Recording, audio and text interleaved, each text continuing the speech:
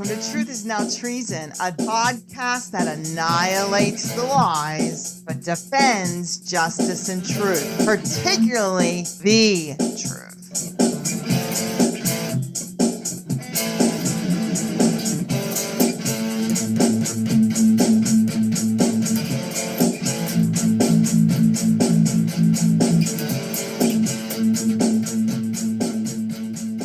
Welcome, my fellow traders, to yet another award-winning episode of Truth is Now Treason.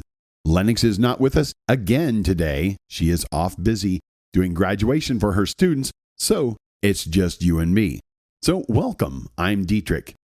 Did you know that we here at Truth is Now Treason won the Cupertino Conspiracy Bowl? You're asking, what is that? Cupertino is the headquarters of Apple, and every time we put something out there, Apple is trying to shut us down. They're trying to hide us on YouTube. They're trying to hide us everywhere. We need your help.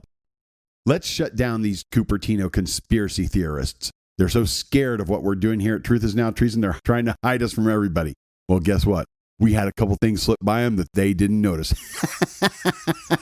We're going to keep getting sneakier, and we're going to watch them just get scared. So let's get started.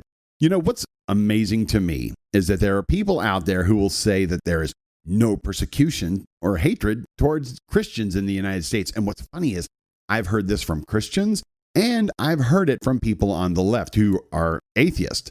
Now, while I would agree that we have it very good here, but you would have to walk through life with your eyes closed for the last 4 years to believe that this is still the case. I want to talk about something that the Biden regime is doing. They're using their power to try to destroy their political enemies, who are in this case, Christian universities. Now, for those of you who didn't hear about this, in October, Grand Canyon University, from here on out, I'm just going to call them GCU. So in October, GCU, this is the largest Christian university in the United States, was hit with a $37.7 million fine that was brought by the federal government over allegations that it lied to students about the cost of its programs. Now, this is an accusation that GCU President Brian Mueller described as ridiculous. And around the same time, Liberty University, America's second largest Christian university, was also fined $37 million over alleged underreporting of crimes. Now, Miguel Cardona, he is the Secretary of Education for Biden. He has said that he is going to shut down GCU. He stated that this is his goal. Now, the question is why? More broadly, why are the two biggest Christian universities in this nation facing this? Now, in April, the House Appropriations Committee held a meeting specifically about the administration's decision to crack down on GCU and other universities like this. During the proceedings, Cardona and Democratic Representative Rosa DeLauro of Connecticut made their disapproval for GCU and other universities obvious. Cardona said this. He said, "We are cracking down not only to shut them down, but to send a message not to prey on students," end quote. Now, if this is really the case, is GCU preying on students? And why are both of these universities being fined unheard of amounts? Now, let's look at Liberty University first. Now, they have been fined $14 million, and they're looking at a possible $37 million fine. Liberty University is having these fines levied against them for misreporting crime. So they were not reporting all the crime that was happening on their campus.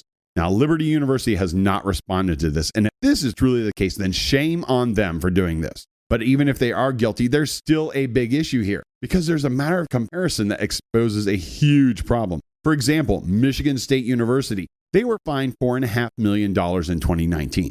Why were they fined? Because they were hiding what Larry Nassar was doing. Now, if you're asking who is Larry Nassar, he was an employee of Michigan State University who was molesting female gymnasts there. The university knew about it, and they were hiding it. They were fined $4.5 million. So crime was happening on Michigan State's campus. They didn't report it. They were hiding it. They were fined $4.5 million.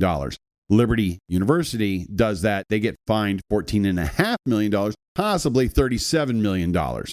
So Liberty University was fined 3 times as much and might get fined 8 times as much. Does that sound right? Does that sound fair? The answer is obvious. It's not. So why the difference? Again, because one school is compliant with what the left wants and the other is not. Penn State is yet another example. In 2016, they were fined $2.5 million for the exact same thing, for hiding crimes. What were they hiding? What was going on with Jerry Sandusky? This was the guy who was raping little boys. Yet Liberty University gets fined much more. GCU gets fined 15 times as much for being accused of being deceptive about what they are charging students. Now, here's something the Biden regime is also not telling you about GCU. GCU has not raised their tuition rates since 2009. Did you catch that? They haven't raised their tuition, even with all this Biden inflation, since 2009. Now, if you're doing the exact same thing for the exact same way for 15 years, then someone, please tell me how you are being deceptive. I would love to have that explained to me.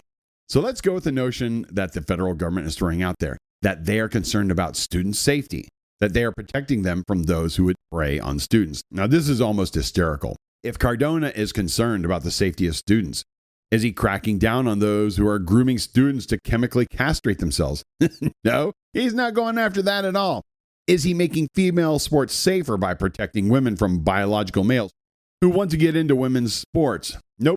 The misogynist is more than happy to see women get injured in sports when playing against men. Well, is he going after universities who are pushing art history degrees that are for sale for hundreds of thousands of dollars but aren't worth the paper they're written on? Nope. So Cardona is only going after what he sees as a threat. And what does he see as a threat? Successful Christian universities. What a shocker coming from this administration.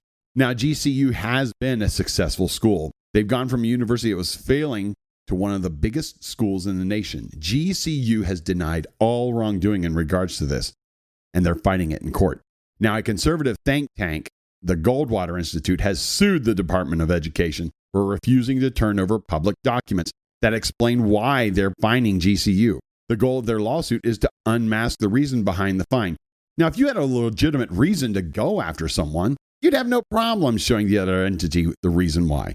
But as is so often with this regime, there are no reasons other than the weaponization of government to hunt down their political enemies. So what is the reason behind all this? It really comes down to one thing. GCU and Liberty University are Christian universities, and they refuse to toe the liberal agenda that every other college in this nation is touting. That is why GCU has multiple government agencies targeting them. They are successful, hugely successful, and the government can't stand that. I want you to listen to this quote from Brian Mueller. He's the CEO of GCU. He said this, and I quote, "We encourage people to be involved politically and vote, but our faith will stand above the politics always, and our politics will never become our religion, because for many people in our country today, their politics have become their religion, and that's when things go really bad in our society." End quote. Could not agree more. That statement alone points to why he is so hated. Why? Because to so many on the left, their politics is their religion. How can you tell? Because they cannot tolerate and will not tolerate you maligning their God. Cancel culture is on the left. Think like me or I will destroy you. Bow to my leftist God or we will train you on how to think. Never hear this on the right. When you force others to bow to your God, it never works. For us here at Truth Is Now Treason, it is our faith in God that directs us as to how to address this sinful world, even in the area of politics. And yes, Scripture does tell us how to operate in the area of politics. Our political stance doesn't shape our God. Our faith in our God is what shapes our political stance. And that is why we see so many offended by us. And we will keep offending you. Until next time.